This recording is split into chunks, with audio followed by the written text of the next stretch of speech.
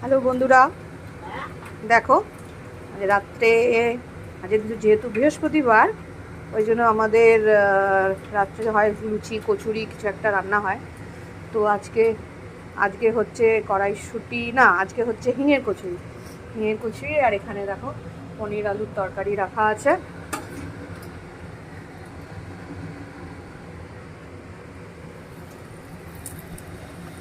একটা একটা করে কচুরি ভাজা চলছে।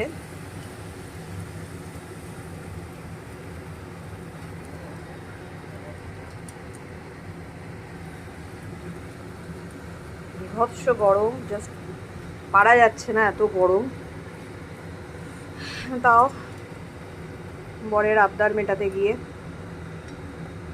কচুরি ভাজা চলছে।